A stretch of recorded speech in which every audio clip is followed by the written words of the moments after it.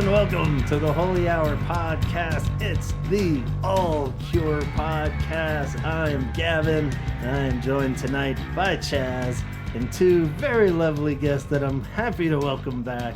It's been way too long. We got Bella and Kelly here together. Woohoo! How's it going, guys? Welcome back. It's been so long. Only the diehard listeners will be like, those guys, where have they been? So, yeah. Hey, thanks for... I've been listening. Thank you. Been listening. Yeah. Oh, it's all on me. It's been way too long. I feel like, where's the time gone, you know? And, but yeah, thanks for sticking in there with us and being willing to chat tonight and, lots to catch up on. So, like I was saying before we hit go here, we got to catch the listeners up on what you guys have been up to. And I also really wanted to know how your evening went in Atlanta, because like I mentioned in the show review episodes, the Atlanta show seemed like a really rad one. And I'd really wanted to go to that one because it was technically my closest show, but I somehow missed that one. So I'm really dying to hear all the juicy details, and figured you guys would really be able to convey all that. So hope that all sounds good. So Yeah. So let's backtrack. If anybody is like wondering who Bella and Kelly are, we've talked to you both separately, but you guys go back as Cure Buds way back. When, right? Correct me if I'm wrong. No, that's accurate. Okay. And so it's pretty cool that we haven't had you on before, is, you know, both of you here. So like I even re-listened. Bella here was on the Cure literature episode. I believe it was 91. Yeah, I remember that. Yeah, and that was still one of my favorite episodes. It was really cool diving in, pulling out actual Cure references from literature. But you had mentioned handing a VHS off to somebody at school, and then it crossed my mind. I was like, I bet that was Kelly, but was it? It was totally Kelly. Kelly? Ah! So, and Kelly, of course, I think we'd crossed It's paths. right here, actually. It's right Shut here. You still got it? VHS. Oh my god! Yeah, it is. It is. I feel like Yoda looking for. You kind of like Yoda. What are we doing? We're wasting our time. It's right here. There it is. Oh, right yeah. here. Yes, Damn. yet. Awesome. Very nice. The cover looks great. I got and rid of a everything. lot of VHS, but I kept this one. Oh, looks like floppy is chewed on it. The rabbit ate the VHS. Yeah. Oh, Still. at least it was the Cure, not Not the disease. Yeah, Yeah. at least it was the Cure. But yeah, she That's gave right. this to me. It was 9th grade. Very Maybe. cool. I just walked in solemnly, slammed it on your desk, and walked away. That's what I remember. Yeah. Here. Over here. You need to watch Bye. It was in a science class. Yeah. Well, I hadn't seen it, and she, like the day before, she was like, "Oh, you've never seen that?" I was like, "No." Okay. And So you had communicated before this, right? This wasn't the very first Yes, meeting. yes. Okay, good. I was like, Yeah, that's that would have pretty been an awkward first meeting. Yeah, Like, that'd be you aw- need to see this and just walk away. awkward, but pretty rad too. I'd be like, wait, what? she was that one. She was the one of the only people that I could talk to about Labyrinth or Legend or Dark Crystal or Mhm. Yeah. Mad Max or was Some of it the movies like Weird stuff. and no one else had seen those movies, but she had, All right. and she liked them just as much as I did, so so we didn't just bond over, Awesome. yeah, it was just kind of evolved over some time, I suppose. Yeah. But this was this still cracks me up. Yeah, This that's still makes great. me laugh. You shouldn't have revealed it. She's gonna ask for it back now. Be like, hey. How about the bunny ate it? I Can I want get it that. back? My sister was really sick of watching it. So there's that. Awesome. So yeah, I guess we love origin stories of all kinds here, and as far as Cure Buds, then so yeah, was it that grade you guys met, or how far back before all that did you hang out before the She Cure doesn't entered? remember, but I played a sport with contact and had several head bumps. Right on. Concussions. it was before. Somewhere back in there. Right on. Which We went to the same elementary school, Okay. but we didn't go to the same middle school. but I didn't really know her in elementary school, but I do of her. So then Paths cross. There we go. Yeah, Yeah, that's one yeah. of those. So really, yeah. So that's that. Yeah. That makes sense. Yeah, and so I guess along those lines, when I was re-listening back to that episode, I remember Bella's Cure origin tale centered around the crow in the graphic novel The Crow, and reading those lyrics in there for the first time, then chasing the Cure down and stuff. So was this the first that you knew about the Cure, Kelly? Was her telling you about them, or had you kind of had a rough? No, it was. I mean, if that was like ninth grade, that would have been anybody that year. Quiet down. Quiet your face. It was a while ago. Yeah. Yeah, it would have been 90 something. All right, so I only had a certain up to that point. I'd never really heard some of the earlier stuff. Like my knowledge is what Uncle Kelly brought to the table, like Head on the Door, Disintegration, Kiss Me, Wish, because Uncle Kelly used to have these tattered T-shirts from all of those tours. Okay. And but I think the real it was probably about 96, because Wild Mood Swings was a big release. Is Uncle Kelly your uncle, or? Yeah, okay, I'm named after him. So it was probably around that time, because he, was into. And it was on MTV. I watched a lot of That's MTV, so you're aware of them enough to. And then when the Galore collection came out, like a year later, that was a big deal. But it was around this time I didn't heard really a lot of the earlier stuff, and so that VHS was like the introduction to all of that. So all of that early stuff. That's awesome. That's a cool, because I'd forgotten how many like just kind of neighborhood friends and stuff too that I just always wanted to watch the VHS constantly, that one. So I was always like, this will convert you. And I was always talking trash. I was like, just watch this. If you still hate them afterwards, fine. But watch this. And like, they're all like fans, to this day, to some degree, of like after watching that VHS. So I think it is a really good, I mean, as much as everybody always cites the tape, standing on the beach, or CD, I guess it would only make sense that the videos would do it too. As long as you make it past, those first few ones, maybe. Not too long after that, I wanted to buy the CD, and they had it somewhere, and it was like, I don't know how much, it was like $16, $17, however much it was. Yeah. And my dad was like, hey, I'll give you $20 if you rake like X amount of bags of leaves. And I was like, perfect. Awesome. There you go. Took that money and I bought the CD with it. So nice. Best yard work job ever. That's awesome. I was the only one of my siblings that would actually rake the leaves. Yeah. So yeah, do you remember your report back to Bill after watching it? Were you just like, whoa, this is amazing? Or were you like, yeah, it's all right? No, I probably said, wow, that was awesome. I still was pretty just like, here's the VHS. Yeah. But to me that was the more of a wow factor. But yeah, like I watched it all the time. Yeah. You're like, I'll bring it back on Monday, I promise. And you still I don't know why I never brought it back. I didn't expect it back. You didn't expect it? Okay. I literally was just like, here, take it and goodbye. Okay. Yeah. I guess that was starting to get into the morning. I did try to loan her my copy of Show. You probably don't remember this, but then you wouldn't take it because you said we'll never get it back.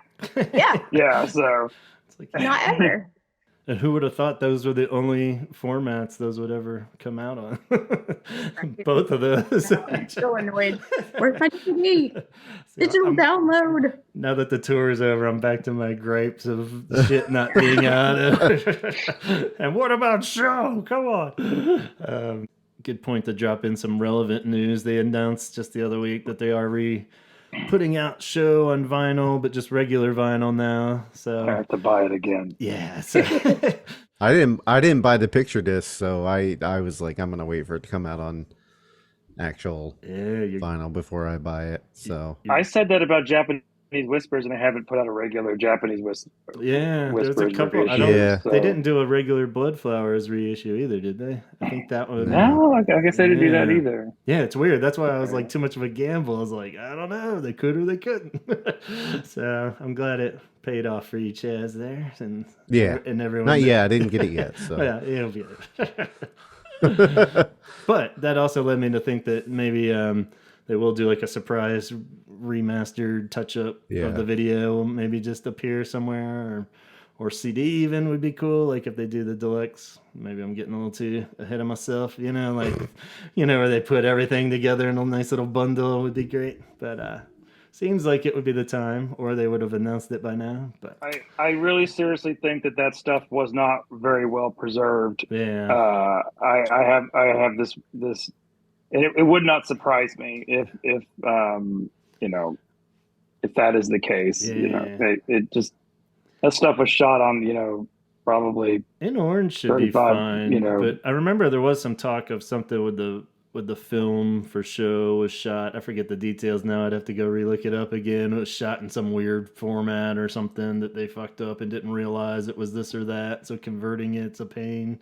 But In Orange would be fine though, because they've even done like viewings of that, like in just little indie theaters and stuff. I think so. I think that should be around somewhere somehow. It's in someone's closet. Yeah, even if they just touched up whatever the hell tape that they still have, take somebody's VHS and just touch that up. It doesn't have to be great anymore. Just put it on something you can flip through. But anyway, let's not get bogged down on that. So yeah, all these great artifacts going back and forth then, and so yeah, I guess throughout high school then you guys were pretty diehard Cure fans, and were you able to ever catch a show together up until this most recent one? Yeah, this is the first. Incidentally. Yeah. The Curiosa show, incidentally. We went separately. Oh, okay. And then you're crashed into each other, and I was like, oh, hello. Yeah. Fancy meeting you here. During like the 6 months we lived in the same city. Okay. Yeah. So she lived here in Nashville for a very short period of time, and that was the only one time that I saw her. Right. That whole time. Like, hey, wait. That was a weird day. That's probably for another episode. Yeah. My getting to the Curiosa show is like a whole odyssey in itself. Oh, wow. Yeah.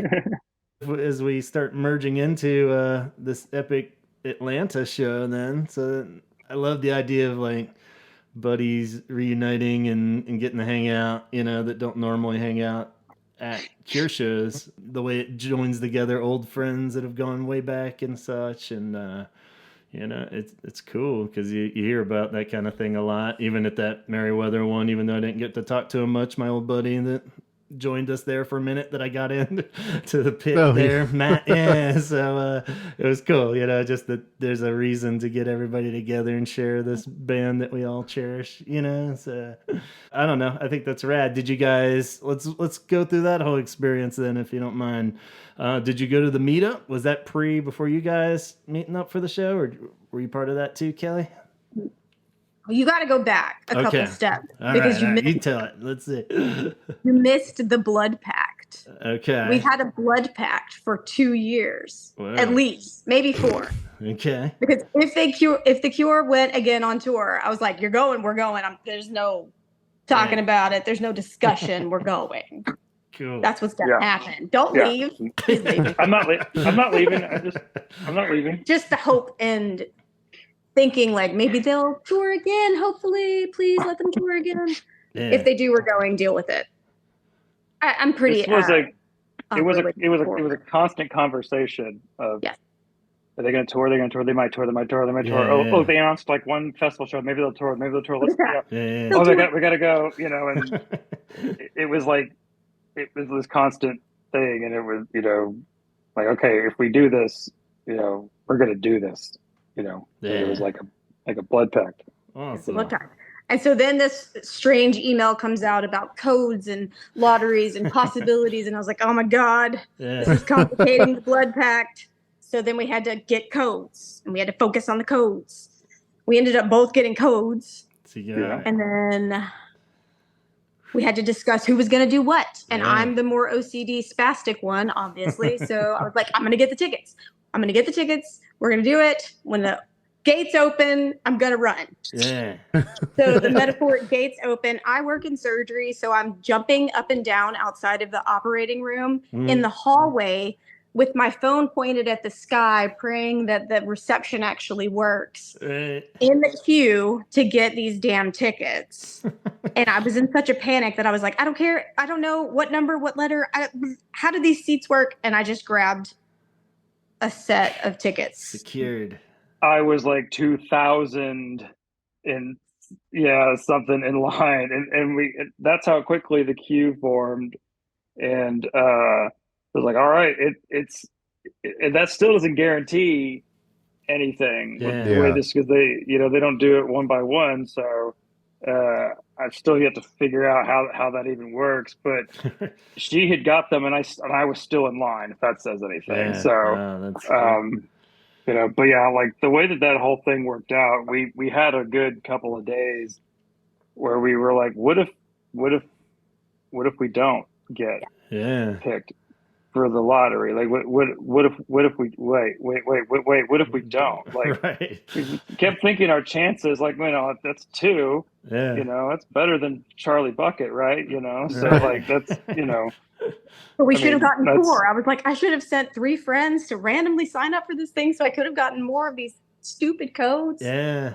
It was very... But that was the tricky part, was because, especially with long distance friends or something, you didn't know, because you're hearing the initial stories of they can't just show up separately. Everybody has to be together and holding hands when you walk across the, it's just like, what the fuck? So, I mean, I'm sure it worried you guys too, being separate, cities and stuff. That was one of the I was just like, I things. don't care. I'm doing it. I don't care. Yeah, that's definitely the approach would be, just get them and then worry about it later. It was pretty much sort it out later. I don't care.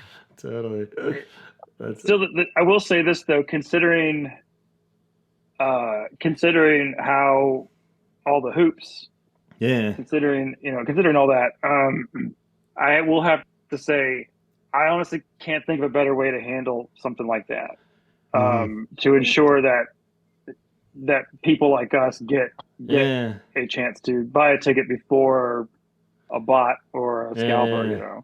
I can't think of a better way, because I mean, because of that system, that is why we got to sit as close as we got to sit, and that is why we got to have the experience we did, because somebody was looking out for us, I guess. Say that. Yeah, totally agree.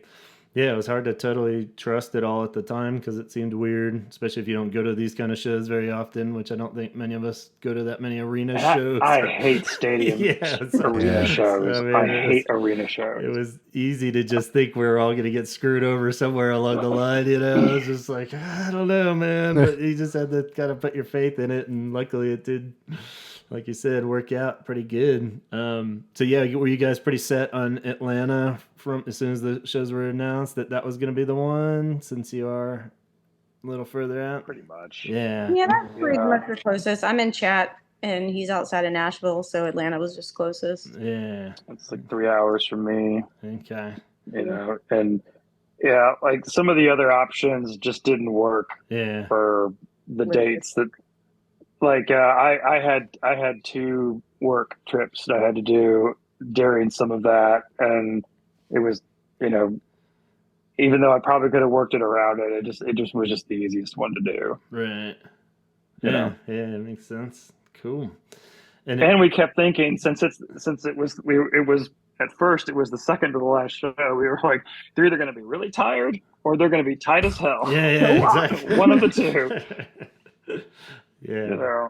We kept weighing all the pros and cons of that too. It was like, they're going to be like, flawless and doing all this crazy stuff because they got bored with the early part of the set and this and that. And then we're like, oh yeah, but they could also be like totally sick by that point or injured and dragging ass.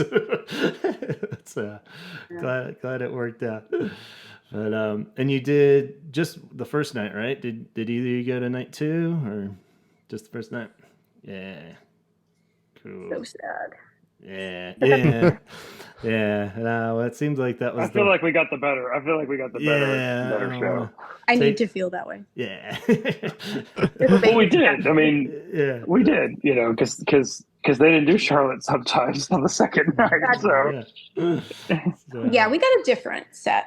Hey. We got a different. Yeah, it was a cool one. But you asked about the meetup. Mm-hmm. So after the vibrating and jumping up and down and completely freaking out, then I was like, okay, so who the hell's meeting up before we do the show? Because I know Cure fans are kind of spastic, obsessive people. So I was like, who's going to do? Andy over on the West Coast was doing all that he was doing. Right. And I didn't think anybody here was going to pick it up. So I was like, oh, okay.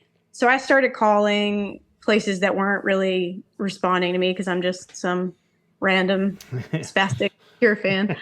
And a couple of other people got the ball rolling in the Atlanta sector. Yeah. And so we ended up making that work out, and we were able to hit up Chaz for some stuff, hit up you for some stuff, hit up some friends. Cool. And we had a pretty good time. We were at a brewery down there. Do you remember what it was called? Or? Wild Leap. It was called Wild Leap. Wild Leap? Wild Leap, that's it. Yeah. Wild Leap. They had Cure-inspired cocktails. Oh, cool. Yeah. Ooh. That's always good. And I had I think I had the Fascination Street. I definitely did. Cool. Yeah, you had a Fascination, because I got two. And then they had some high gravity beers that were really good. The funny thing is my friend Ben Wilkinson, or I call him Ben Slack. Okay. Ben Slack was there, and I was telling somebody about him, and there he is, just walks right in, and I was like, that's the guy right there. That's the dude. And it's funny because Ben lives like literally like down the street. Like 5 miles from me. He doesn't live very far at all. Awesome. And here we are 3 hours away hanging out. That's I thought that was kind of silly. Yeah, he seems rad. He seems like a really cool dude. We know him from the Patreon here. So I saw the picture of both of you guys. I was like, oh man, both those guys are there. So that's awesome. That I was like, yeah, like that was really cool because going back to old friends and all, like when I first met Ben and I started going to see his band. That was like one of the bands we talked about a lot and bonded over was The Cure. He had found out that I was big into that, and so we would talk a lot about The Cure. His favorite, one of his favorite bass players is Simon. So it's like really cool to hang out with him at the show as well. So we have to give a shout out to Rebecca and Shannon and Stephanie because they were the other organizers. Okay, cool. Yeah, Rebecca was really cool. She was really cool. Awesome. Yeah, she had this dress that was like a night, like it was the lyrics to A Night Like This, but it was in like a comic book form. It looked like an old detective graphic novel. Right on. It kind of like it was really neato. So shout out to Rebecca. I love the dress. So you met some cool people then, huh? Yeah, it was nice. It was nice, just because that like. There's other. It's kind of like the first time I talked to you guys. Like I know there's other people out there just like you, but when you actually meet them and talk to them and get to know them a little bit, that's just as cool. Like it just, there's just something really, really nice about that. I don't know. Yeah. You don't feel like a total weirdo. Yeah, I really enjoyed those too, more than I even thought I would, because it was, I was thinking we joked about it in advance of like, put a bunch of Cure fans in a room. We're all going to just like stare at our shoes and not talk to each other, like be antisocial and stuff. But like, throw a few drinks into the mix, or, I think everybody was just super jazzed up for the show. So the nerdiness takes over and you're just like, hey, everybody's your best friend by that point, So, pretty much. I mean, there was a dude, I don't remember his name. He was wearing a My Bloody Valentine t-shirt, and there was some good conversation there, So it's like, like, I've always said that the band brings out more than just, the fandom of the band. It kind of illuminates other fandoms, illuminates a lot of other fandoms. Yeah, for sure. That's I cool. will say this though: the T-shirt giveaway, whoever we gave one of the shirts, that their girl was like they gave them out randomly, and it was like, Who was the youngest? Who was the oldest? Who was the youngest? Uh-huh. And the person that won the youngest, that made her night winning a T-shirt. Oh wow, very cool. Yeah. Man, that sounds like a wonderful meetup. I wish we could have been there. Good time. Yeah. Next time. Next tour. Yeah. Next tour. What, 9 years from now? 7 years? Yeah. But awesome. So you made it over to the venue in good time. No stresses there, and I'll tell them about Chad. Well, we had a ticketed human drop off. So we ended up picking up another My Cure wife. fan. Okay. Yeah, I didn't want to call her out. It's okay. It's all right. My wife couldn't go, so. Okay. So I have this ticket, and I'm like, what do I do with this? I need to give it to somebody who at least cares. I didn't want to sell it back because that seemed hard, and I didn't want it. So I just. It was. Yeah. The reselling. When you asked me about the whole resell thing, I spent a good 30 minutes looking into it, and I was like, "This is more trouble than it's worth." I'm tired. So I could just pick up another fan who needed a ticket or a better seat or whatever. So we ended up picking up our friend Chad, and Chad was he was a good time for the rest of the day, evening. Oof. Yeah. He was fun. Chad was fun. Awesome. He had been kind of hopping show to show, and I guess he didn't have a ticket for the first night, but he had one for the second night. So that worked out. He had an Echo and the Bunnyman T-shirt on, so I immediately was like, "All right." You're like, "All right, that's not a killer." Okay. So this was just some dude, nobody you go back with or anything? You didn't know? Yeah. No. Okay. Where'd you find them? Out front of the arena? No, there were Cure show chats set up within the big Facebook group that I had just posted on the Atlanta one, like, yo, if somebody wants one of these tickets, and of course they're like, what are the seats? And I was like, how good. Here.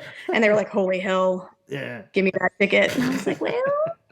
So I gave it to the first guy that wanted it. Nice. Well, that's great. I'm glad that it got used, and hopefully Chad didn't turn out to be a total psycho killer or anything. No, I didn't die. That's everyone's here. So that's good. I did. I was like, look, if you kill me, I'm just gonna say that's a good way to go out. But I'm gonna be just wait for after do the it show. After the concert. After the third time they come out, then you can go ahead. That's so don't think they're done until they're done. Such a goth finale, but so goth. Awesome. Die on the dance floor type of. That's so goth. I'm so goth. I've been had a run-in with the law. You gonna tell them about my run-in with the law? How goth I wasn't quite sure where this was gonna emerge, but definitely. I mean, we didn't get kicked out of the venue. I mean, you thought I was gonna get kicked out. Well, yeah, because you. Okay, so what happened was high anxiety for the last 25 years. So I think really this is something she does. She likes to make me worry. Because all this was happening before even Twilight Sad, I take it, right? Or during? Okay. All right. Let's hear it. Let's hear it. Yeah. So she makes these signs with Twilight Sad lyrics on them, and she spent all week on them. It's so good. It's like a science fair project binder thing. So it's got 3 different options for sides. So I had 3 different lyrics. Damn. And I wanted to support them so bad because can you imagine opening for your favorite band? Yeah. And standing up there in a mostly empty arena because nobody wants to see you. They're all waiting to see their favorite band. Right. And I personally love the Twilight Sad. So I was like, screw this. I'm going to go up there and make a fool out of myself. I do not care. They're going to know that somebody at least gives a damn. So I made a fool of myself. The security woman wouldn't let her bring the sign in. Okay. Which is because trash. it's too big. Okay. Trash. I was like, I'll cut it. I will slice it up. I will, whatever you want. Just let me take this damn sign in. They were not having it. So she tells her, she says, they came all the way from Scotland to open for The Cure, and no one here is really going to care, but we're going to care. We got to show them how much we love them. And the security woman's like, that's great, but I can't let you bring that in. I was like, no, you're going to listen. And I just kept driving it. I was driving that bus. That's the great. whole night. It's a very Muppet movie moment or something. You should have like, come on, we gotta get in. It gets better. Okay, cool. So she goes into the restroom and gets those big long paper towels. No, you're skipping parts. So I concede, right? And I'm like, fine, take my hard-earned, beautiful sign with my blood and sweat and tears in it and be happy that you're ruining my fun. Okay? Be happy. So then I start asking every person in the venue, hey, do you have some cardboard and a Sharpie? Hey, do you have some paper and a Sharpie? The beer guy, you guys just like handed me beers to shut me up. I walk in the venue after that and Kelly's like, here, drink this. And I was like, oh, obviously I'm being a problem and a menace. But hey, beer guy, you have boxes, right? That the beer came in. Can I have a box and a pen? And he's like, no. And everybody told me no. We've been warned about you. Basically, they were like, no, crazy lady, no. And I was like, oh. And I guess we finally got down to the players club or whatever, because we were in a particular set of seats that allowed us this private bar, private bathroom situation. And some poor, sweet, innocent, unsuspecting person handed me the biggest cocktail napkin known to man. And I was like, so he says that I pushed my way to the front, but I didn't have to because nobody was there. The first Mentally 6 rows Mentally you did. Fair enough. were empty. Also, bear in mind, I am not a huge person, but I have on the biggest boots that I could find. They're Demonias and they're like 5-inch heels. So I'm stomping my tiny little self up there, stand right in front of the Twilight Sad in the first row with my little makeshift sign. And I was like, all right, boys, here we are. Let's do the damn thing. So the singer walks out and sees her and does this, like points to her, like, you know, and we thought that would be the acknowledgement of the night, but it wasn't. Tiny little lady. It wasn't. Security guard made her go back to her seat. Now, her husband. I was like, okay, but there's nobody. We're like, oh my God, look, she is pleading her case because she's doing this, like she's pleading her case to the security guard. There was nobody in the front row. There was nobody there. The Italian comes out where I'm like, but there was nobody there. I was like, I'm not impeding somebody's view. I'm not sitting in somebody's damn seat. What is the problem here? These rows are all empty. Tell me what the problem is. And he just didn't want to hear it. So he made me go back a couple rows to my actual seat. But during the second or third song, at the end of the song, she's up there she's still holding the sign, right? Where were your actual seats? On the floor, though, right? Somewhere? And you weren't row. We were in the 8th row. Okay. Awesome. Wow. During like the second or third song, the one that had the lyrics, the one that I had the lyric from. Yeah. He pointed to her and said, "That was for you." Oh, and so like there was 2 acknowledgments of the evening from the band. Sweet. And the other, I'll skip forward just really slightly. By the end of the show, we were trying to figure out what to do afterwards outside the venue. She's like, let's go find the Twilight Sad. I saw a group of people just standing there, and I went up to them, and I was like, hey, you guys the Twilight Sad? Can we hang out? No. Kelly had too many beers by then. It was funny, though. Just a random that's Scottish all that dude. Yeah, that's good. This like guy right here, he looks like he... And the other thing is that, like, on Monday, I went to a show on Monday, and I was in the 5th row, and there was nobody in the first 2 rows, and I'm like, you know what?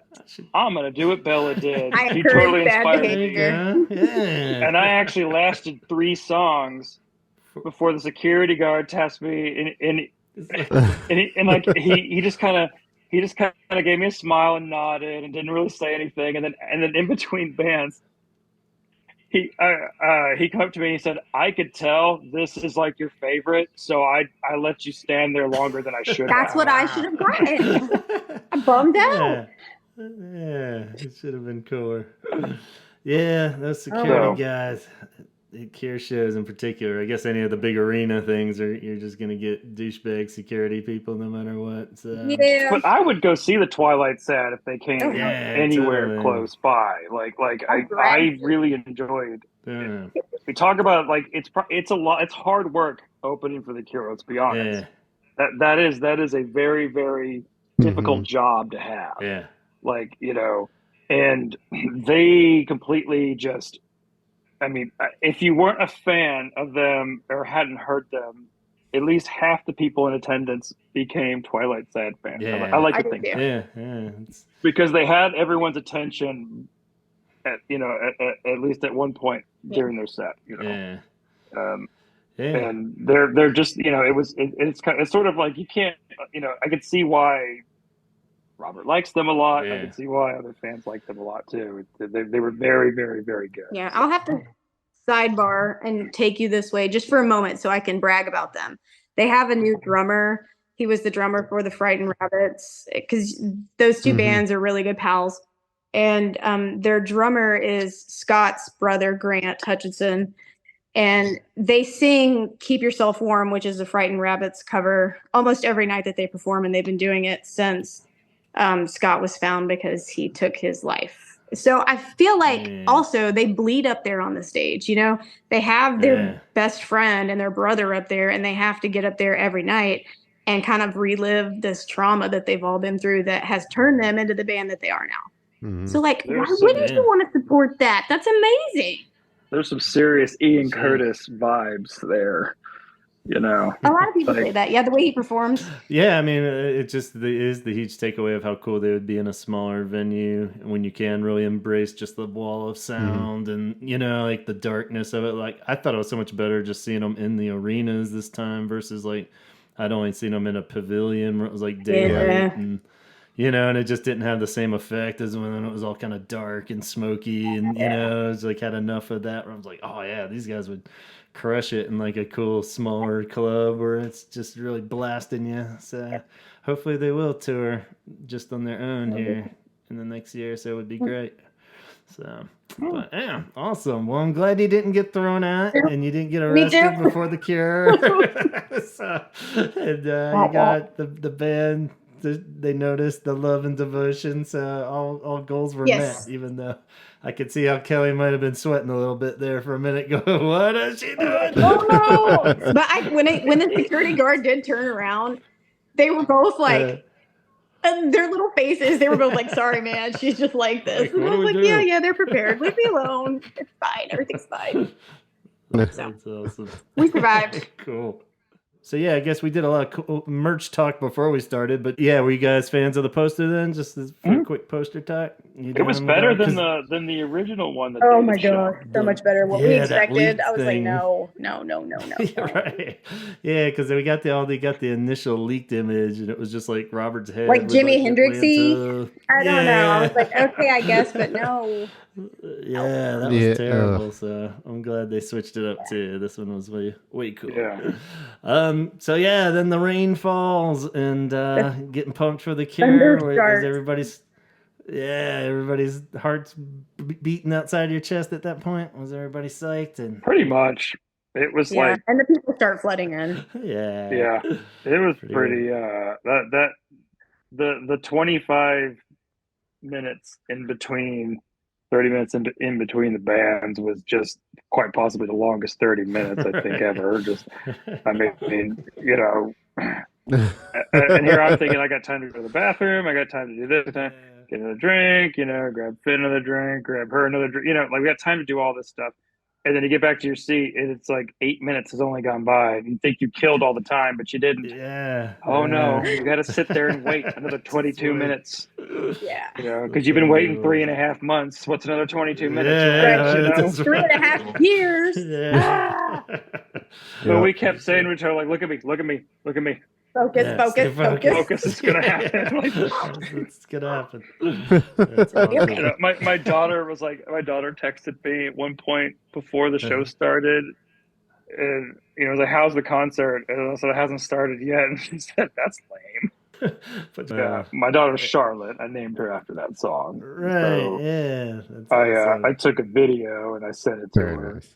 when he played Charlotte sometimes. So, excellent. Yeah, I always love when the song delivers there. They actually played it. That's great. They actually played it. They didn't do it last time I saw them. So. Oh yeah. Cool. So yeah, I guess kicking it off with Alone, 2-part question for you guys. One, were you cool with that being the opener, since we've all really cherished Plain Song in our heart, I think, but were you cool with Alone and all the new songs in general? Absolutely. Yeah. down I say that because every show on the European tour, every show on this tour began with that one song, and it was very like, okay, they're really fucking setting the mood here. You know, yeah, they're showing. I felt like it was a good way to start it out, giving everybody a new song, you know. Yeah. And That's the theme. Yeah, totally. That was the one where the backdrop kind of fades away from the earth. Yeah, it's like just spinning the whole time. So you get that despair right there at the top, you know? Yeah, totally. You're just disconnecting from the whole fucking planet at that point. Yeah. But you could also tell that song was definitely formulated to be a set opener, like, epic opener, it's a big epic, you know, kind of like how Plain Song is. Yeah. There's a big epic, you know, like beginning to it. So, you know, and it runs at 50 BPM. It's kind of it's a slower paced song. Yeah. So, gives him time to walk around, check everything out, say his hellos, get his presents, collect his gifts. Yeah, right. Collect his gifts and his adoration from his fans. I really love though that he comes out and seems to cherish those moments. I think that's really charming and also appreciated. Yeah, I think he gets it. Yeah, we like to think he gets it, but I think he gets it. Yeah, it's super sincere. You know, especially considering after all these years, he's probably one of those people who still can't believe he gets to still do this. You know, from the era that he comes from, especially. Yeah, the fact that they still get to do this is probably a really big deal to him. So. Yeah.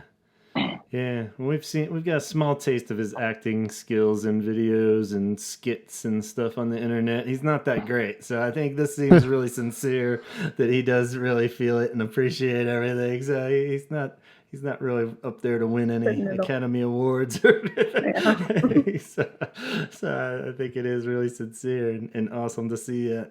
So, awesome. So yeah, I guess as far as, you know, we won't go through every song in the set list, but highlights and you know, it was a fucking great set though. Like we were saying, that night one, you guys got, you know, the good core standard ones, but then the rotating ones were ones that we, you know, didn't even get in all 6 shows that we saw. So I was really, really, really, really surprised about a couple of them. Yeah. I did not expect 39 at all. Like, that was a huge and unlike some people here, I actually like that album. Unlike some people, that's right. I love that album. I really like that album. So to get, because before they would just, you know, maybe Someday, that was kind of the one they carried over for a while, but to get 39 was just like, oh shit, like you know, at this point it's a deep cut now. Yeah, that's true. So talking about the new songs though, I liked most of them. Yeah. Had you studied them much or listened to the bootlegs a lot and stuff? Were you pretty familiar with them going in? I went through them, I think, once. Okay. Wow. A, out of laziness, and B, just be, you know. Yeah. A lot of the people are going to experience this for the first time at the show, so I was kind of wondering. Yeah. That's great. Yeah, it's like not wanting to spoil Star Wars, you know. Right. So, get you. I like that. Yeah.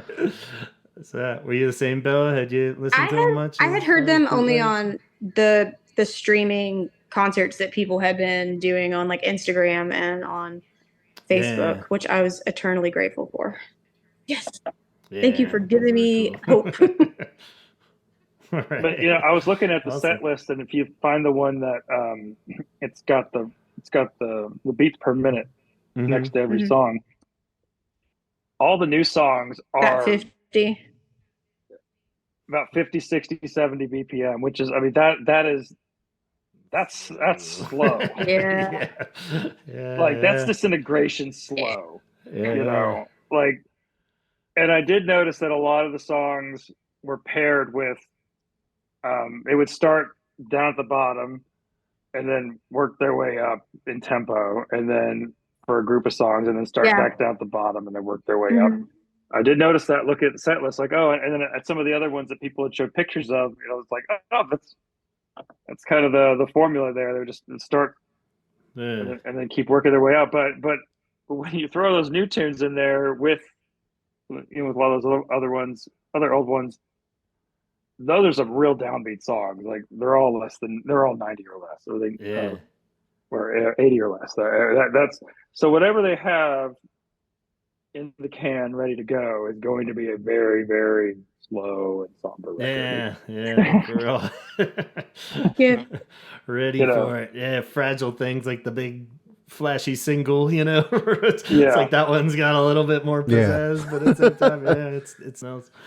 But yeah, I mean, definitely some cool ones like Three Imaginary Boys sprinkled in we got there. that run of Chaos where it was Three Imaginary Boys and then Burn and then A Strange Day and then Charlotte Sometimes and then and then Primary and then 39. And I was like, oh my God, my feelings. I'm so confused. I felt like I ran a marathon after that little run. I was like, oh my God. I kept looking at him going, what is happening? What are we doing? It was wild. I pointed out the next morning, you know, they played half of Head on the Door. I was happy all those had like songs a good, from that album. good chunk out on the door. Like, for sure. I didn't think about it, you know, as it was happening, just because you don't think about that stuff. But it doesn't really look at it. You're like, there's only 10 songs on the album, but still, it's funny to say they played half the album. You know? Yeah, that's pretty cool. It's a good one to do half of too. So I'm happy with that. Did Burn hit extra hard, Bella? Since that was the one that started it all. The flute. The flute thing. Oh yeah. So, I think people were. And that's that one, like we talk about, just being a child of the '90s. You know, like everybody had the Crow soundtrack. You know, or at least it seemed to me everybody did. Maybe just maybe just me and Bella did, but who cares? That's all that matters. Right.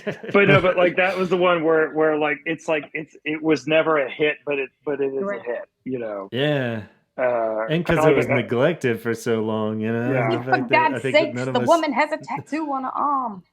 There you go. Ridiculous. I don't know if you can see it. Can you see it? Hold on. There you go. Yeah. Very cool.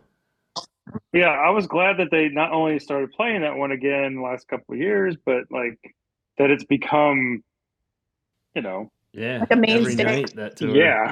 They played it every night. I think they did it, you know, probably every night. 2016. I don't want to say that for sure, but it was pretty close. But I mean, the way that when they are sprinkling in super rare ones these days, it seems to be kind of a it's here, then it won't even make it through the whole tour, or it'll just be like, you know, okay, now we're gonna put like Just One Kiss, you know, from the festival run they did. And I was like, sweet, that's back. It's gonna be at every show, and nope, now it's just like, cool, we're done with that for a while. I was like,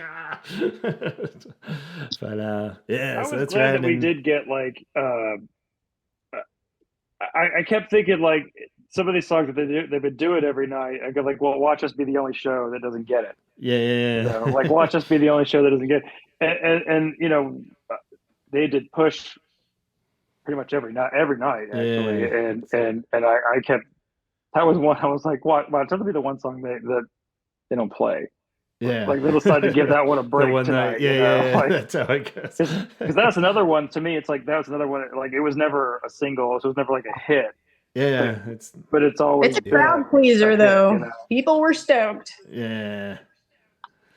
And I did find out years ago that the only reason why it wasn't a single was because somebody didn't like the fact that there's 2 minutes before any singing starts. Yeah. You know. Yeah. Seems like a record exec thing where they just be like, oh, what the hell? We can't put this out as There's no singing yet. But yeah, that totally should have been a single. Plus, there's only the 2 on that officially. Coast the Moon in Between Days. Yeah, I guess A Night Like This was kind of the honorary single, but there was a video, but not a single. Yeah. Yeah, I don't really still haven't cracked that code of what the hell that was all about.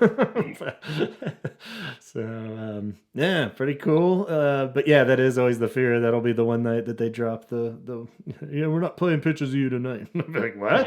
What the fuck? But so yeah, then that first encore got a pretty good dose there. They did pretty regularly the new song I Can Never Say Goodbye with It Can Never Be the Same. I still can't say those 2 back to back without flubbing it a little bit. Let's hope they're not back to back on the album. No, yeah. That'll be weird. Finish everybody off, I think. But yeah, I still don't think that's even going to be on there because it was a 413 carryover they confirmed at one point. I mean, I don't know why they seem to like it now, so maybe they can't just re-record it or take the old recording. Doesn't seem like there'd be any rules that say you can't do it, but he seems to go by those kind of things.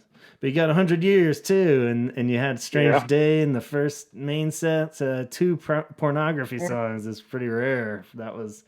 I thought it was funny that we got 2 pornography songs and some cities didn't get any. Yeah, I don't think. Let's see. We got 100 Years. Yeah, we got 100 Years. We never got Strange Day, though, I don't think, out of any of them. No, we didn't. Yeah. I was screaming like a little girl when they started playing that. So. Yeah. Fair enough.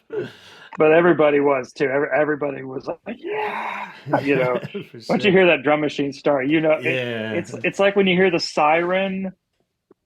The air raid siren, you know the party's about to get started. Well, at a Cure show, when you hear the boss Dr. Rhythm 55 beat starting, shit's about to get real. Totally.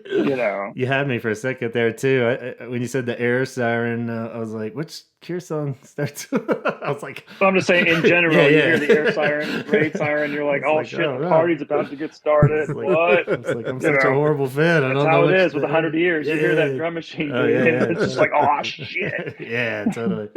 But Forest was really cool. Like that run right there, like Shake Dog Shake, 100 Years, Forest was like. If Forest wasn't just like, oh, okay, we'll play the bass line a couple times and then we're done. No, like it was a big jam. Don't kill the bass. Don't kill the bass. Never know. I thought he was going to kill that. Yeah, I always feel like that when they do it in the middle somewhere, they end it pretty quickly. But when it's the finale, they hung on the last 4 notes there for quite a while, and excellent. It really took you took you somewhere. So, how'd you guys feel about the pop encore in general? Just the idea of stacking them all like that and bringing you out of the darkness. Good idea. I like the idea of we'll play all the hits last because it's cruel. Tell me why it's cruel, Kelly. It is cruel, yes. Yeah, kind of cruel, but it's cruel because all the idiots that left before the first encore, you don't get the songs you wanted. Bye. Yeah, that happened each night. Yeah, New York City each night. I feel like it's another one of those things where I know that he's standing around somewhere just laughing, thinking that's like he's standing up there and they're playing, they're playing a darker downbeat song and he probably sees people leaving. He's like, ha ha, we haven't even gotten to the hits yet. Get out of here. I mean, but I do like the concept that like, all right, you just stack them all together. Yeah. And it kind of makes it out because they all work together like that. Like if you really think about it, like they all work together like that. It was like being at it's like being at a dance party or something. I don't know. It was just, we didn't get doing the Unstuck, and I was kind of upset about that. But whatever, I'll live. We got 100 years, so I'll be happy. There you go. 6 Different Ways was the other big surprise one in this whole tour, but glad that you got it on that one because I would rotate that one around and stuff for you guys. Cool with that? Happy with that or indifferent? Yeah. It's a good one. I was surprised we got the walk. That was, to me, that was like, you know, I was dancing. Yeah, that's hard to. Nobody's sitting down. No, doing and the that security pop guard's encore, I don't asleep think, now, even so at the he's already yelled nosebleeds. at me, and everybody and their Everybody was mom usually up is in the aisles and Yeah, trying to you jump on the stage, and I'm like, oh really? You guys? So Yeah. exactly. Yeah. It's like, how many songs? Security are dude's left? like, how long is this fucking thing? It's like, but, When's this Morrissey guy gonna get done playing? yeah, those are the shows you want to be security for. That's a You know that somebody Oh my that one of God. the workers at that stadium was probably Somebody was thinking like, man, that this while Finn is Morrissey screaming, guy mint just- car, mint car. You know I was like, someone you're was going to get thinking me that. beat up. Shut up now. I was so embarrassed. Mint. Shut up. I'd have been like, what? It would have been cool if they played Yeah, Mint I Car, would have though. been. Yeah, that would be Admit cool. Yeah, we were saying they should have shuffled up the pop one a bit more because it would have been cool to swap a few of those. But I guess you get what works, and you know he's got his formula, and he's like, Yeah. whatever, fuck it. If it ain't broke, Those are the songs they can play without thinking. yeah, especially Like when, it's just they just can just play them. Yeah. Like, you know, they don't even have to think about it. Hell, some of the other ones, like I'm sure Pictures of You, they can play that one just without thinking. You know, they can have a little more fun. and it really, like you could really tell, like how they played this a fucking million times. But once again, you talk about like, you know, the beats per minute. You know, like that whole thing is 100 or above. Yeah, everybody's thumping there. You know, so they're all fast and upbeat. You know, Yeah. whether they're dance beats or you know, shuffles or whatever. You know, like there's there was another funny moment. I just thought of this. So during End Song, there's a big, huge blood moon that comes up. Yeah. Okay, so anytime, if anybody's ever played the last couple of Legend of Zelda movie games, Uh-huh. you know, there's Amazing. a blood moon every now and then. It's the most annoying part of the game. Huh. And I started yelling, "It's a blood moon! Quick, mash the plus button!" And the people behind me were just cracking up. Yeah, they were dying. Like, because I'm like, okay, there's other Zelda They fans got here. it. Like, Awesome. and that's the first thing I thought of. Like, you know, because I've been knee deep in the new game recently. So, Okay, yeah. that's the first thing I thought of. Like, it's a blood moon. So. But in the Zelda Facebook group that I'm in, Okay. like somebody did post a picture. Of the They were at a Cure concert, and they said, "Look, guys, the blood moon's at the Cure show tonight." Nice. You know, He's one of and us. and that photo had like 200 replies by everyone talking about how much they love the Cure. So once again, There you fandom go. Yeah, everyone's Very still cool. can connected. cross paths a lot of times. So That's rad. I guess looking at the set list, were there, I guess we like to ask everyone, was there a song you weren't expecting to be blown away by that got you emotionally or just thought it was extra I really rad? wanted Disintegration. And one that they didn't play that you were just totally like, oh, fuck, sad. Yeah, it's funny when I was doing the little pseudo just review looking over it, I was like, oh, they got 100 years, they got this. And I'm like, oh shit, yeah, they didn't get Plain Song or Disintegration. Yeah, so that sucks. Yeah. I feel like we got a fair trade though Yeah. with some of the songs that we did get that the second night didn't get.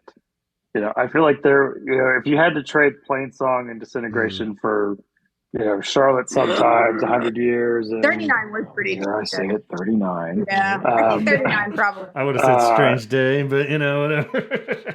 But like, you know, I Yeah. didn't see them on the Bloodflowers tour, so, and they hadn't they never played it a whole lot since then. So that was, to me, that was the big, like, when you start hearing that, dun, dun, dun, dun, dun, dun, dun, it was like, Yeah. it was cool. Like, it was just, it was eerie. It was fucking eerie. It was cool. Awesome. You know, Yeah. especially it definitely you have one of those moments because I just hit 40, you know, recently, not too long ago. So definitely have one of those moments like I finally get this song now. Yeah, Oh my god. it does make more sense at that point. I remember all through my 20s. Fire's almost gone. Oh my God. Yeah, exactly. You know? Speaks to me, Robert. Totally. Oh, there's definitely like there's definitely moments where it's like, get out of my head, dude. Just get out. Just Totally. you know too much. Yeah. Plenty of songwriters. There's plenty of songwriters like that. Totally. You're like, how does he know that about me? No. Totally. Yeah, there was. right. I mean, I don't know. Like, I'll be honest. I like the first record a lot. I do, but it's never one of my favorites. Yeah. So the fact that they did Three Imaginary Boys, and it wasn't done as a three-piece. It has everybody playing Yeah. or doing something in the song. To me, that was like a big like, oh, okay. Hey, like that's different. Like when you right, the song is released and written as a three-piece, but there's 6 people on stage performing it. That's something. That's cool. Something to. That definitely blew me away. And that one carries over the best too, because it is a little darker and a good segue into I feel like it's the song that bridged the gap. One of the songs that bridged the gap there. So. Sure. Cool. But yeah, it worked really well with where they placed it. Yeah. Awesome. Any other big They were moments wild, of the show? especially then? during the Probably pop well run. behaved then, pretty fun. No. They were wild. Yeah, everybody's cutting loose, and I didn't see anybody crying. That's good. Well, I didn't see any crying. Like no, okay.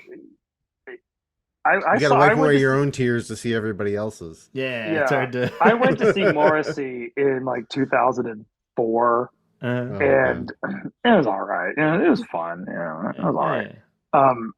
But like there were people like crying, like having these emotional breakdowns. Yeah. During when you play like Smith songs, and I was thinking like, oh, that's probably going to happen.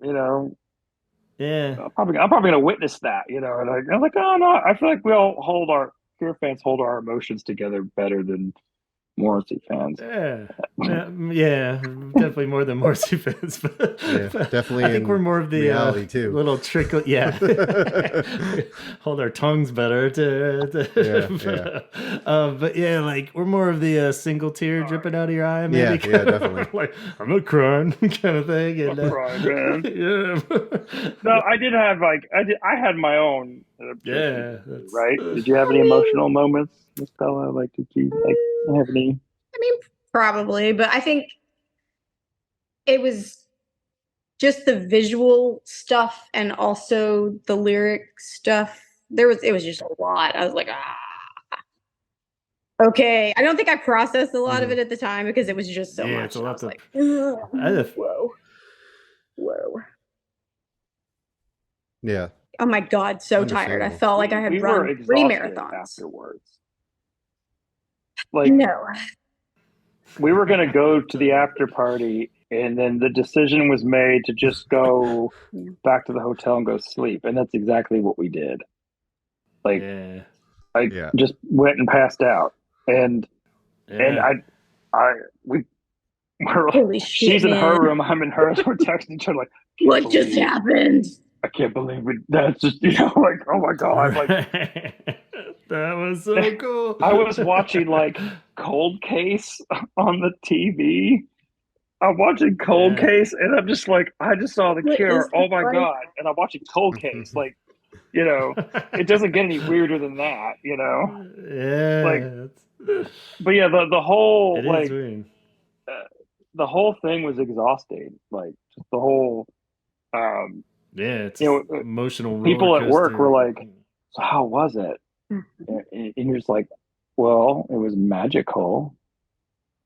And I'm still really tired from it. Like the whole drive. I didn't listen to music the whole drive home the next morning. Like I just, unless I was texting her with the voice thing and like the whole time, but like I was in complete silence. Just like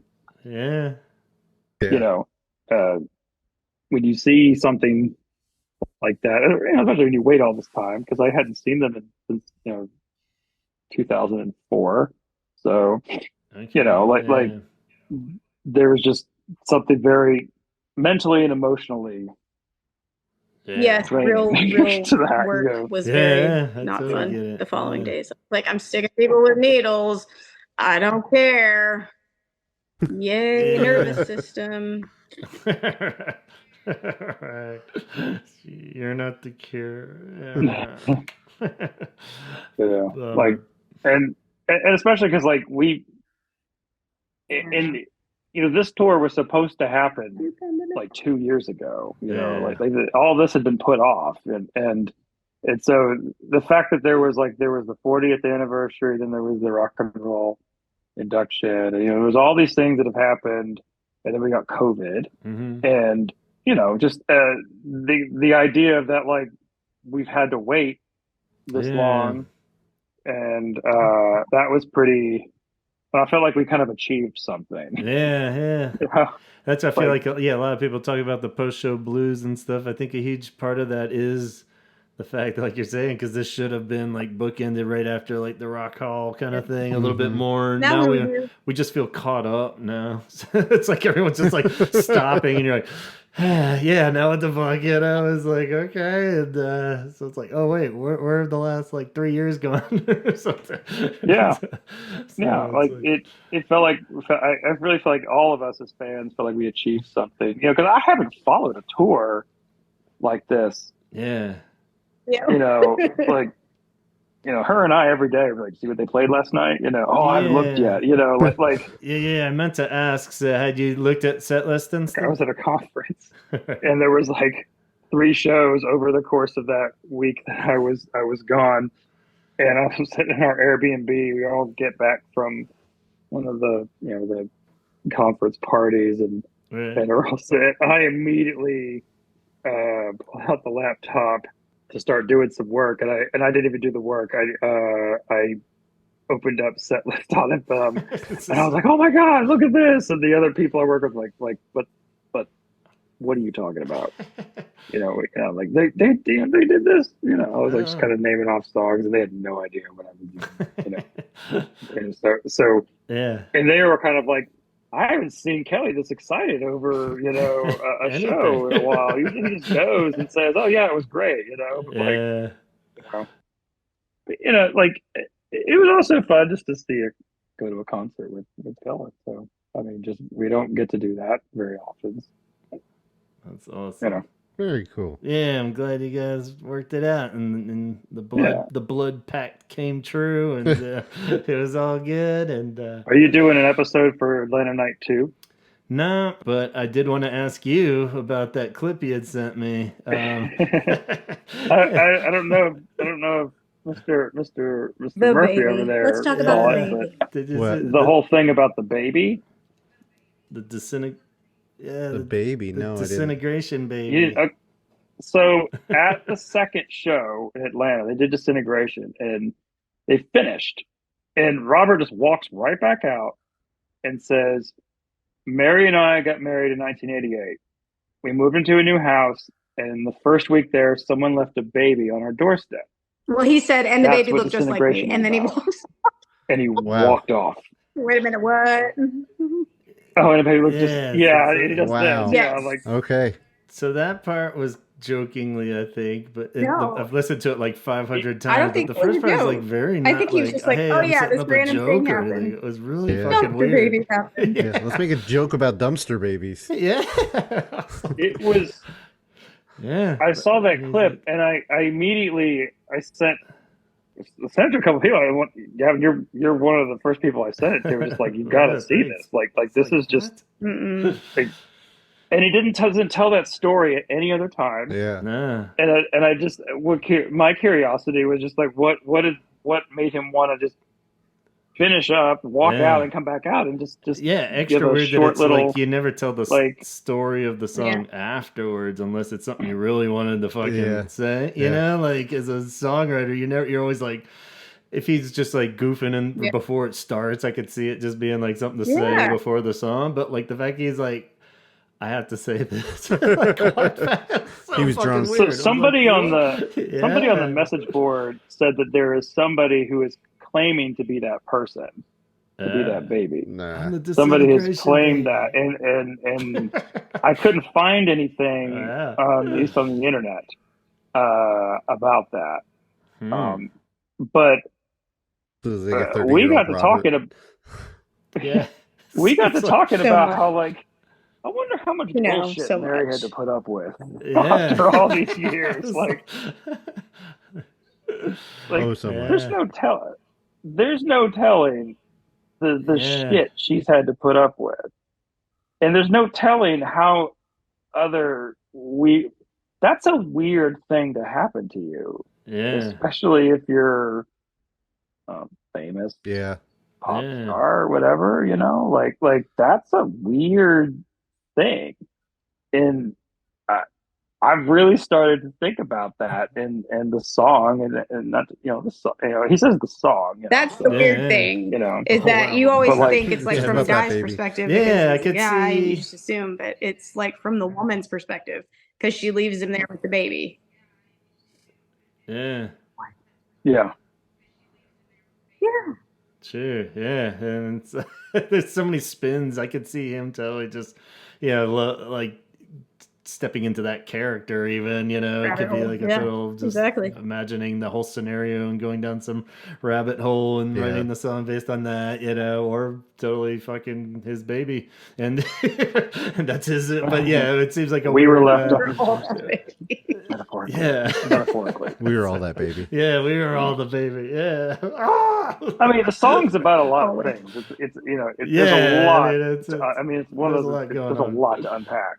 I mean, there's just there's a you can interpret it's just it. So strange in many different like ways. Of all the bullshit he's kind of thrown out there in passing, or just like a full-on interview about. I mean, Disintegration has a lot of fucking interviews, and you know, just every song has been picked apart as much as he's gonna do that, and never has that come up. You know, it's never even just been hinted at anything. You'd think if he's just gonna share it one night, the second night in Atlanta on a stage. It's like, it's like when people ask Johnny Marr, you get the Smiths back together, and he's like, "You think I'm just going to tell you, some journalists from a blog?" You know, like well, actually, it's really, you know, like it's funny, like, but when you talk about sense of humor and stuff, it's like you have again, say this again, he's probably sitting around laughing, thinking that's funny. Oh, they're probably talking about that song now, you know, and but it wouldn't surprise me if it is a true story, you know, not the least bit. At least the first half. Not the least bit, you know, like it looking like him, but does every baby kind of looks like Robert Smith too? So of all like the weird things that, you know, we've learned in the last, you know, 8 months of this tour and all that, like it's like that was the one little thing. I was just like, that is the most bizarre, you know, that's the most bizarre little fact.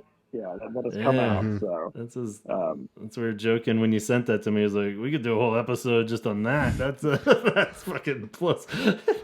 And it just happened to be the one thing he said on the whole tour that you could actually understand too. We could understand what he was saying. It took me a few tries on the last part, and he's like, and it looked just like me, kind of thing. I was like, I definitely had to backtrack a few times on that. I was like, what? So, but somebody had a really like terrible clip of it. Yeah, it's just and then I found that video of the whole on YouTube show. Where someone just put the whole second Atlanta show up there, and I was like immediately fast forward to that one spot. Okay, I'm gonna watch this. I'm gonna put this on loop here real quick. Yeah, because I kept thinking I was missing it before it, because it seemed like he would say it before the song. I was like, what the fuck did he say it? I didn't hear it. I didn't hear it. Oh, the song's about a baby. Yeah. Left on my doorstep. Left on my doorstep. Oh, so... Like that's like an MTV Unplugged story. Yeah, totally. No, like a VH1 storyteller. Yeah. You know. Yeah. Which would actually, I'd love to see them do that. Like, yeah, exactly. Just like diffuse all our fucking theories on everything, you know. Actually, just like Heaven's about, you know, you're just like, what? That? Those are good and bad for that reason, where they just flat out tell you the whole story. It's like, yeah, it's about my fourth grade teacher. And I'm like, what? Oh, shit. All right.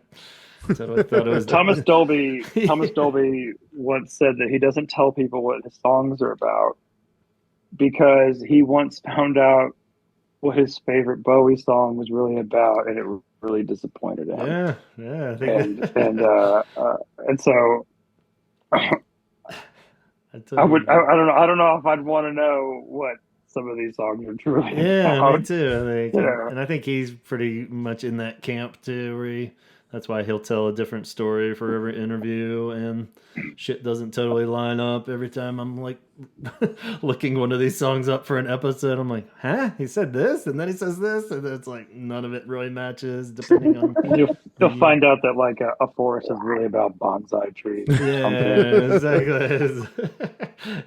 You know, Down he's the lost garden in it. corner. You can't. Yeah, I was like, huh? Okay. Like, It seems, the hanging garden. Yeah. You know, like that's no, some of those pornography songs, like I bet there's probably a simple explanation for something. Yeah. I'll be really, really, really disappointed. But I still don't think that disintegration is a simple explanation for disintegration. Yeah, that's either, one piece of a much bigger puzzle. One piece of the puzzle, like like one piece of the puzzle is one little fact. It's probably just where that one lyric comes from, So no bombshells at your show, though? He didn't like say what? No. The 6 different ways was paying really attention. About. So that's good. So awesome. I was at I went to see Lou Barlow play solo. It was like in January of like 2005, and we were sitting outside, just talking to him. Like he's just kind of hanging out, and he says, "Oh yeah, I'm going back on tour with Dinosaur later this summer." And everybody who's like kind of saying, "Like what the fuck? Like, what? Like what? Is that real?" And he says, "Yeah, it hasn't been announced yet. It'll probably be announced like in a week or so." And it was announced like 2 weeks later, the original lineup. But the fact that he was just so casual, just real like, "Oh yeah, this is gonna happen," whatever, And everybody, it's like he doesn't think it's a big fucking deal, but like everybody that was there was kind of like, oh yeah, So it kind of reminded me of that, It's like sometimes the artist doesn't realize that they're dropping a bombshell, right? They don't realize that they're putting something out there. So. That's rad. Well, I don't want to keep you guys too long. I'm so glad you had an awesome time. I definitely, before we totally wrap up, want to again thank you guys for an episode in the past that we didn't quite get to reference, but the time you guys just talked in the bar about Pearl, and that was awesome. I forgot about that one. You're the only 2 people that have totally taken me up on my original idea, was just to be like this like little crypt keeper of Cure talk. That was like the whole idea of the podcast, was just people were going to have their own little before sunrise type conversations about the Cure, and then I'd just be like, "Oh, wasn't that nice? All right, see you next week." But you guys nailed it, and I love it. It's still one of my favorites, where you guys just casually just avenues of Cure talk going this way and that, and it got better as the more drinks we had. Yeah, that's always how it goes. Yeah, that was fun though. That was a good time. But anytime the mood strikes, I would love to hear you guys chit chat Cure anytime, and you feel free to send it our way, and we'll make a whole episode. And anybody else out there too. Do that. Tell no one these live. Edit this out. I don't know if she's going or not. I won't have it. 20th anniversary. We're probably having our high school reunion like awesome. 4 years late. Nice. And we should totally do a Cure podcast at the reunion and just ignore everybody. No, I'm busy. Nobody else is involved, and they try to get in on it. And you'd be like, "No, we're doing something. We're recording a podcast." Like, we're busy. We're doing a podcast. Like, why are you Go doing away. This Absolutely. Yeah, that's very, awesome. very important. Yeah. Well, that sounds like a plan. Definitely go for it. But anytime, and anybody else out there listening, rando conversations are always welcome. So yeah, he dropped off. I love it. I guess we should wrap up. I don't want to keep it longer. And we lost Chaz. He kicked the He said he kicked the power cord, which makes his whole computer turn off. So it was definitely unintentional. So he wanted me to convey how much it's all good. He was happy to hear you guys talk and good to see you, and wanted to say his goodbyes. So thank you for having me. Yeah, got to get you guys back on again soon if you're down, because it's always a pleasure talking, and so much cureness to cover. So thank you so much and for making this happen. Indeed.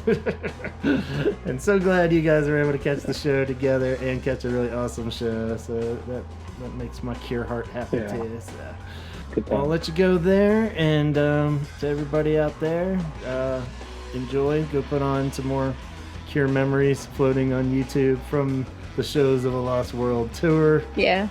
Is the Atlanta show you guys at in full on YouTube? Have you looked? Yeah, it's out there. Yeah. It seems like most of them are in some form or another. I'll probably give it another year before I watch it. Yeah, it always never quite matches the visual in your mind, but pretty cool. All right, everybody, take it easy out there, and thank you, Bella. Thank you, Kelly. And everyone out there, talk hard.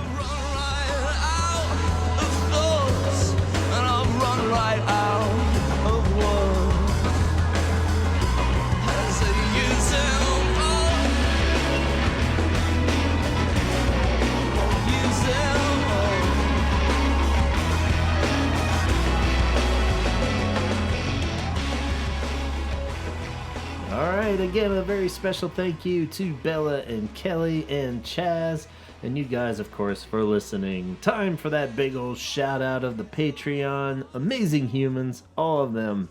If you think you'd like to be part of the Cool Kids Club over at the Patreon and help out with the podcast, just go to patreon.com/The Holy Hour Podcast and see the details. We'd love to have you in the ranks of Donna, Craig, Jeff Hilton, Jeff Cortland Jones, Sue, Ben, John, Alan, Allison, Dion, Namicio, Matt, Danny, Coulter, Matt Ford, Tom Johnson, Tom Burns, Letty, John Roberts, Francisco, Jason, Craig Bellinger, Amber, and Nicholas. And the list doesn't end there. We also have Tim, who is not only a supporter of our show, but also part of New Waterloo, a company that owns and operates 5 excellent premium hotels. The South Congress Hotel in Austin, Texas, the Waymore's Guest House in Nashville, Tennessee, the Albert in Fredericksburg, Texas, the Revival in Baltimore, and El Capitan in Merced, California. And we are still looking for you, Kelly Soriano. Tim says that he went to high school with you in the early 90s and credits you for taking him deep into the Cure's back catalog, and he wants to catch up and talk Cure with you again. So please, if you're out there somewhere, drop me a line. I'll steer you in the right direction, let you know where he is. And until then, we got Scott Kruger still. He's another awesome supporter of the show. You can catch him and his band of rebels at the Sarlacc Digest at the All Star Wars podcast. They go live every Wednesday evening, 8 p.m. Pacific time on YouTube. They're currently catching you up on all that you need to know before the Ahsoka series begins in just a couple weeks. So join in, bring all your Star Wars loving friends. You guys also know Kate over at CureThreads.com. Treat yourself. Go pick out some wonderful Cure-inspired original artwork on prints and clothing and a wide range of products over at CureThreads.com. And also check out Kate's project, Cure Arts Collab, on Instagram. It's a wonderful new page that Kate has helped set up and compiles all kinds of Cure fan art. They just announced and released the new batch of gig posters. Everybody did alt gig posters, and you can check out all the alternative designs for people that submitted cool gig posters. Some amazing ones in there that I would love to have hanging on my wall. So go check it out. Follow it on Instagram, and you can even get in on future Cure art projects if you are in the know. So be sure to follow it or just admire the wonderful artwork that they've submitted at Cure Arts Collab on Instagram. Dana is your go-to artist, motion designer, and animator. If you are in need of an animator or motion designer to promote your business or project, So check out her work at graphics.tv. That's graphics with an X.tv. There you can see her motion graphics reel and get a sampling of some of her amazing artwork. Graphics.tv. Lisa recommends you check out Dickens, easily the coolest venue in Calgary. They host all kinds of great shows and events. Go to dickensyyc.com. You can find out about all the upcoming shows and events there. And they have cool trivia nights, themed dance parties, live bands. I guess it's live action. It's not animated. And you can also just follow Dickens YYC on Twitch for all live streaming action. Our dear buddy Chaz also hosts another podcast that you should check out. It's called the Excommunication Station, where he and his co-host Donovan and fellow Cure fan Chrissy talk about growing up in the church. It can get heavy, and it's often humorous, and it's always a hell of a good show, though. So I totally recommend going checking it out and subscribing everywhere you listen to podcasts. And for us, well, just subscribe on Apple, Spotify, YouTube, anywhere you listen and that you can subscribe on. Be sure so you don't miss upcoming episodes, and follow us on the Instagram at the Holy Hour Podcast. Like our Facebook page where we'll throw some tidbits up for this show. We got lots of cool pictures contributed from Bella from the show to really bring the whole story to life. So go check it out on the Facebook page. And feel free to email me directly at gavinconner@gmail.com if you have any comments, questions, or concerns. I hope you all enjoyed this show. Sorry I lied about being done with the tour talk, but I couldn't resist and had to hear these two talk about their night in Atlanta and all the glory. So we'll be back in 2 weeks with more Cure Talk fun. So until then, see you next time.